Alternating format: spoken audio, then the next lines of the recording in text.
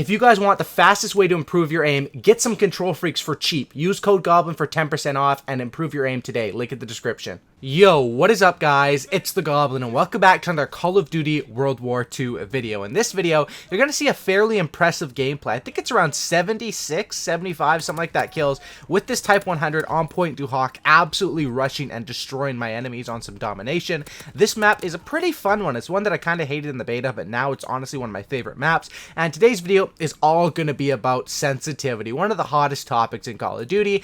Everyone, I've been scrolling through my comments on my last 20, 30 videos, and so many people, this is probably the most asked question: what sensitivity do you use? What should I use? All that sort of stuff. We're going to be covering everything you need to know about it today. You guys will enjoy this. Drop a like. 2,000 likes. Smack that like button, boys. These kids are spawning on me and I'm absolutely destroying them. Let's go for 2,000 likes. Of course, subscribe to the channel if you guys are new. And let's talk about sensitivity. So, sensitivity in this game is between 1 and 14, and you also have vertical and horizontal sensitivity. Obviously, vertical means you're up and down when you're moving your aim up and down, and horizontal is side to side. Now, for the most part, I recommend keeping those two the same. If anything, you could go higher on the horizontal and lower on the vertical, but that's a bit too complicated. Pretty much everyone, every pro player, everyone I talk to, myself included, we run the same basic amount, the same number on both of them. It just makes it more standard and more easy to get used to. Now, the sensitivity that I run in this game is a 6 and a 6. Now, that's sort of right in the middle of the scale of 1 to 14,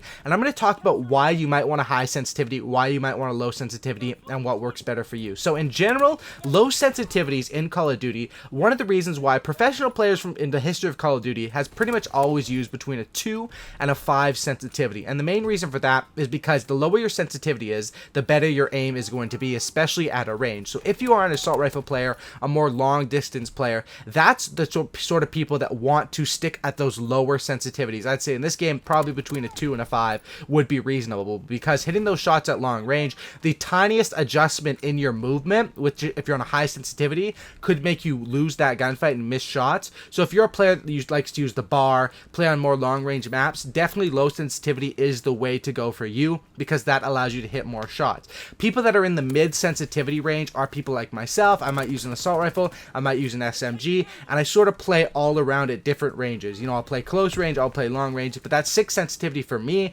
is a fairly comfortable spot, and especially for, you know, SMG players, I find that is around the sweet spot. Maybe around a 4 to a 7 or 8 is the sweet spot for SMG players. People that want to have the highest sensitivity in this game are snipers, are going to want to have a very high sensitivity for the fact that they need to snap on their targets. It's one shot to kill. They need to drag scope. They need to adjust their aim and their crosshairs very quickly. Snipers usually have one of the highest sensitivities, and even above that, I would say the people that should have the highest sensitivity overall are shotgun players, because shotgun players are completely at close range. You pretty much don't have to aim. You just have to aim your crosshairs on them and shoot once and kill them. And whenever I play with a shotgun, and whenever I was into shotguns back in the day, I would always run a high sensitivity, because those are the people that can go up above that 10 sensitivity range, which I usually don't recommend unless you're very, very comfortable with that and can do well, for the fact that you don't really have to have the best aim with a shotgun at long range, of course, because you're not going to use it. You just need to be able to snap on your targets, and the higher your sensitivity is,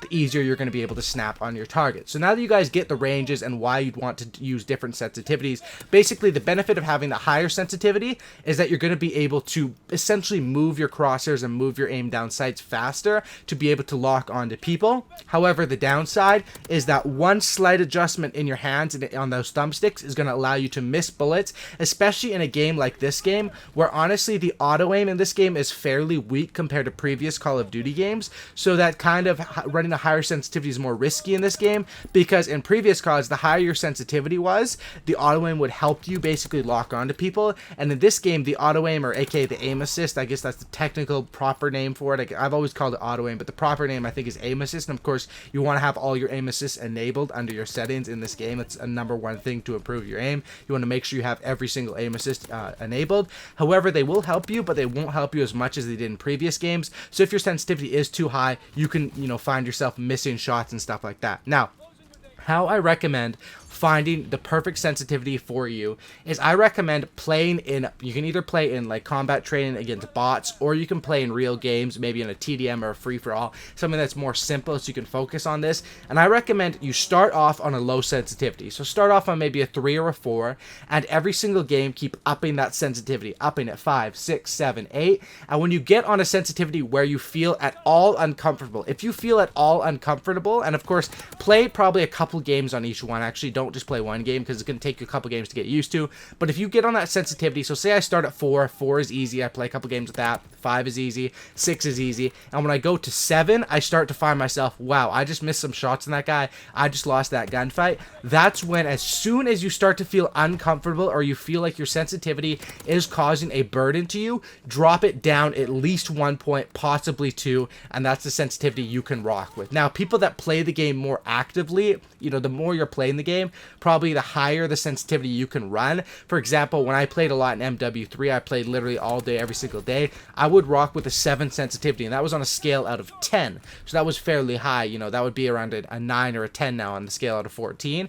But that was because I was a rusher, I was an SMG up in their face, and it would allow me to turn on enemies and stuff like that. In other games where it's not so much up in their face as that game, I definitely recommend sticking on a normal sensitivity. One of the biggest mistakes beginner players do in this game, and a lot of people try to think that they're cool for using a higher sensitivity, or I play on 14, I'm the best. It really doesn't matter. No one cares. You're not cool for using a higher sensitivity. You should use the sensitivity that works the best for you. And I had a friend back in MW3 who was a really good player, but for some reason he would always play on 1 sensitivity, and 1 sensitivity was unbelievably slow, and the only reason he played on 1 sensitivity was so he could say, I'm the best 1 sensitivity gamer, I got the first double mod with 1 sensitivity. And in reality, it was stupid. The only reason he played on 1 sensitivity is because of his ego and because he thought he was cooler than other people to play on 1, when in reality it makes no difference. If he had upped that to even a 2 or a 3, he probably would have been twice as good as a player. So never let your ego get in the way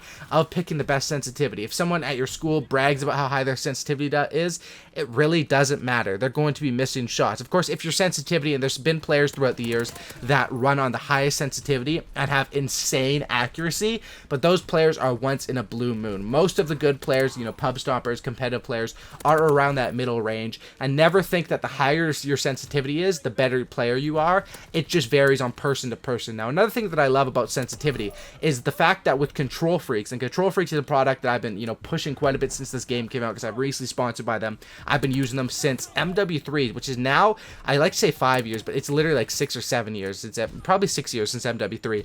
Basically, Control Freaks extend, it's something you buy, it's $20 for a pair of them. I only use 1 on my right thumbstick, and they extend your thumbstick higher. So you have a higher range of motion while still having good accuracy of a lower sensitivity. So technically, my 6 sensitivity, my range of motion is actually a bit higher because of those Control Freaks. However, I'm still able to maintain my accuracy, and you know, once you start using Control Freaks, it's very hard to take them off because you're so used to that upward range of motion, or raised range of motion. Upward really isn't even a word. A higher range of motion with that same sensitivity. So that's something I definitely recommend checking out. I've pushed it before and I've talked about it, and that's the fact that they're only $20, or actually it's $18, I think.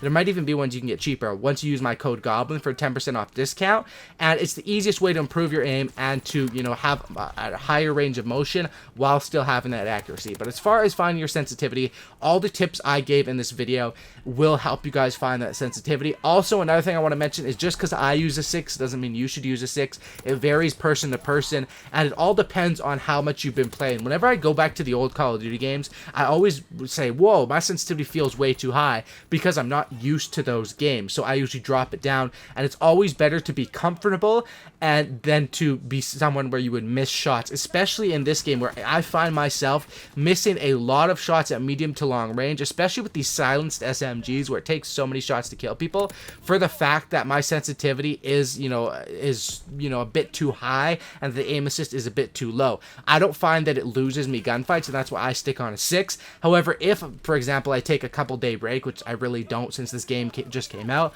but if I did take a, you know, I went on a week trip away and I came back, I would definitely drop the sensitivity at least 1 to 2 points to be able to practice with that. And that's basically how sensitivity works. It's going to be different per person. Of course, all that matters is how much it basically affects how hard you move the thumbsticks, how much it's going to move on your screen. That is the true definition of it. And of course, every single person is going to be different. Some people like to smash and, you know, smash hard to turn the things. And of course, they're going to rock better with a lower sensitivity. Some people have a light and gentle touch that do better at a higher. Of course, it all depends. And I definitely recommend that thing where you play a couple modes, a couple of games, whether it's private matches, whether it's normal matches, or you can even just go into the firing range and test it out, and test out different sensitivities and keep going up.